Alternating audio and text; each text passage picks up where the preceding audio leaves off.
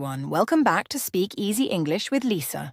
I'm Lisa, and as always, I'm here with my wonderful co-host, Tommy. Hi, everyone. I'm Tommy, and today we have something really special for you. We're going to listen to a conversation between a doctor and a patient. This is going to be a realistic medical conversation with many advanced words that doctors use. Yes, after the conversation, we'll explain the difficult medical terms so you can understand them better. Let's listen in. Good morning, Mr. Carter. How are you feeling today? Good morning, doctor. I'm feeling a little better, but still very weak. I also feel short of breath sometimes. That's understandable. We've been monitoring your condition closely. I have your test results here, and I'd like to discuss them with you. Of course, doctor. Please, go ahead. Mr. Carter, the tests confirm that you have lung cancer. I understand this is difficult news to hear. Sighs. I suspected something was wrong, but hearing it confirmed is still hard. What's the prognosis?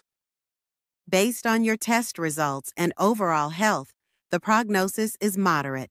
The cancer is in its early stages, which means we have treatment options.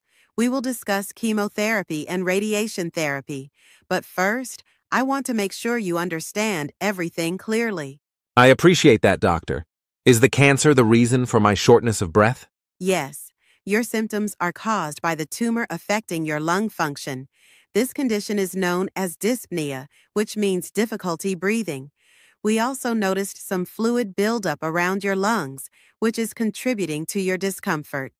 Is there anything we can do about that? Yes, we can drain the fluid to help relieve the pressure and improve your breathing. Additionally, we'll prescribe medication for palliative care, meaning treatments to manage symptoms and improve your quality of life. That sounds like a good plan. What should I do when I go home? Once you're discharged, you'll need to follow some important steps. First, you must take your medications as prescribed. Second, we'll schedule regular follow-ups to monitor your condition. Third, it's essential to maintain a healthy diet and stay as active as possible. Exercise, even light walking, can help prevent muscle atrophy, which happens when muscles weaken from lack of use. I see. And what about pain management? We'll provide pain relief through medication, but if you experience severe pain, contact us immediately. Pain management is a key part of your care plan. I appreciate your honesty, doctor. I will do my best to follow all your instructions. That's the right attitude, Mr. Carter. We're here to support you every step of the way. Now, let me go over the discharge instructions with you one more time. Wow, that was a very detailed and emotional conversation. Let's go over some of the difficult words the doctor used. Yes, the first word was prognosis. This means the doctor's prediction of how a disease will progress.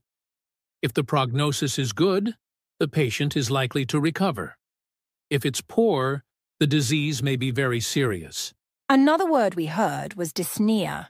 This is the medical term for difficulty breathing. The patient had lung cancer, which made it hard for him to breathe.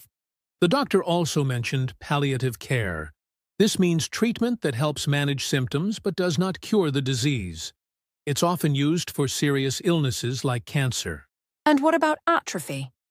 The doctor told the patient to stay active to prevent muscle atrophy. That means muscle weakening due to lack of movement. Finally, we heard discharge.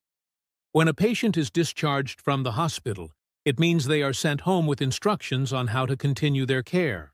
These are all very useful words to know, especially if you need to talk to a doctor in English. Absolutely! If you want to practice these words, try using them in sentences or talking about them with a friend. Thanks for listening to Speak Easy English with Lisa. Don't forget to subscribe and check out our next episode, where we'll discuss more useful English vocabulary. See you next time. Bye, everyone. Bye. Keep learning and stay healthy.